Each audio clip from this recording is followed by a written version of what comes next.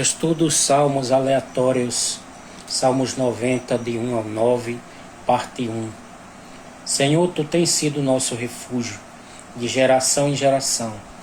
Antes que os homens nascessem, ou que Tu formasse a terra e o mundo, de eternidade em eternidade, Tu és Deus. Tu reduzes o homem ao pó e dizes: tornai-vos ao pó, filho dos homens. Porque 1000 anos são aos teus olhos como o dia de ontem que passou e como a vigília da noite. Tu os levas como uma corrente de água. São como o sono. De manhã são como a erva que cresce. De madrugada floresce e cresce, à tarde corta-se e seca. Pois somos consumidos pela tua ira e pelo teu furor somos angustiados. Diante de ti puseste as nossas iniquidades, os nossos pecados ocultos à luz do teu rosto. Pois todos os nossos dias vão passando na tua indignação. Passamos os nossos anos como um conto que se conta. Este Salmos 90 é atribuído a Moisés, que na realidade é uma oração onde Moisés relata os dias de grande tribulação em que o povo de Israel passara no deserto, pré e pós o atravessar do Mar Vermelho. As gerações que passaram desde o tempo da escravidão até o avistar da Terra Prometida. Começa desde o momento em que os próprios irmãos venderam José como escravo, dando legalidade para que os inimigos os escravizassem depois, mais tarde, e toda a nação que nasceu na escravidão. A intervenção e o livramento de Deus vem independente das circunstâncias. Porém, quando uma situação cria-se dentro do seio do povo de Deus, onde sempre existem os joios, que não havia essa expressão naquele tempo. Sabemos, joio é o nome dado ao que está no meio, mas tem comportamento diferente e não como tem alguém que tem o entendimento que edifica, porque é comportamento carnal e terreno. O povo murmurava: por que tirar da escravidão para perecer no deserto? Considerando mais as migalhas do Egito que a provisão e as próprias intervenções e misericórdia de Deus sobre eles a todo tempo. Circulavam entre as dúvidas geradas na murmuração. Buscavam outros meios, outras rotas, perdendo-se e circulando no caminho, sem acatar o caminho pela obediência e caindo na consequência da escolha de desobediência. Tornavam-se ao pó, porque Deus não mata.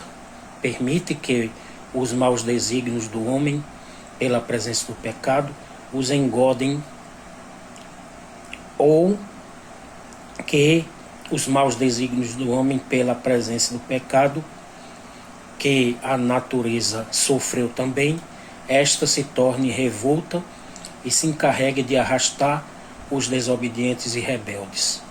Gênesis 37:15, Êxodo 3, 7 a 10, 16, 3 ao 17, 1, 16. E Deuteronômio 32, 48 a 52. Era Moisés da idade de 120 anos quando morreu. Os seus olhos nunca se escureceram, nem perdeu o seu vigor. Deuteronômio 34, 7. Revela um aspecto e princípio muito importante entre santificação e conservação do corpo em saúde e vigor. Até aqui mostra-se Deus, Moisés um guia terreno e espiritual em Deus, e um povo de natureza complexa se relacionando entre si e com Deus. E um objetivo final, num caminho que a simplicidade do ouvir, entender e obedecer eram a chave para os tirar do ciclo vicioso que se meteram, em meio à murmuração, desobediência e rebeldia. O tempo de Deus é infinito e o tempo do homem finito, porque 1000 Anos são aos teus olhos como o dia de ontem que passou e como a vigília da noite. Nenhum homem viveu 1000 anos. Ainda que vivesse, seria superado ao fim e completado esses anos. O dia de ontem passou para o homem. Deus tem o passado, presente e futuro em sabiência de tudo relacionado a eles. O homem rende-se ao sono, inevitavelmente, pelo enfado dos olhos. Deus não dormita e tem em detalhes cada retalho dos tempos e a sua totalidade também. Do decreto até o cumprimento, há um espaço que é o tempo de decisão do homem, a obediência e andar com Deus. Do contrário, o homem circula em sua dúvida e falta de fé, pequenez e fé. Deus ainda assim tem o controle disso, porque o decreto que está determinado de correção e punição até está debaixo da soberania do Senhor e vela para que se cumpra sua vontade e premia os fiéis e perseverantes no caminho. O comando e direcionamento divino é para todos.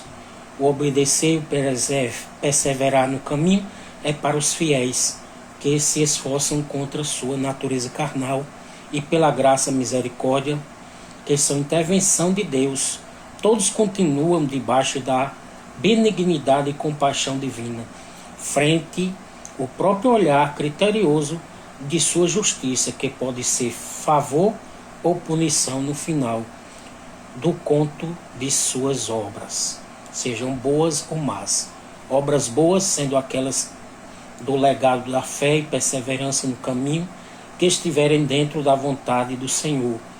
Por isso o favor já confirmado em decreto. E as más obras, aquelas em que a carne venceu pelo rendimento ao seu desejo e concupiscência, e que o decreto se cumpriu de punição final, que são para os que se renderam à desobediência, tornando-os filhos da desobediência. Enquanto vivos, poder de decisão para bem ou para mal, depois do juízo divino, favorecimento ou desfavorecimento, porque o tempo de decisão do homem é aqui. Lá somente os justificados e que andaram com Deus, os fiéis que viveram em igualdade de decisão com os ímpios, mas que penderam para o Espírito e triunfaram. Porque até o que estava oculto à luz do rosto de Deus estava exposto para o justo justificado de Deus, fontes de vida, que são a perseverança e o andar com Deus. No ímpio, o coração corrompido pela escolha errada, decidida dentro dele, e que se externou para fora em obras de desobediência e iniquidade. Louvado seja o nome de Jesus. Então, aqui fala de favorecimento de Deus para os fiéis, e infelizmente no final de tudo é que vai ser contado os ímpios para serem lançados no sofrimento eterno. Que Deus tenha compaixão de todos, que Deus abençoe poderosamente, que os que ainda não se decidiram com Cristo possam se decidir, possam dar a oportunidade de Deus fazer a obra maravilhosa na vida deles. Amém.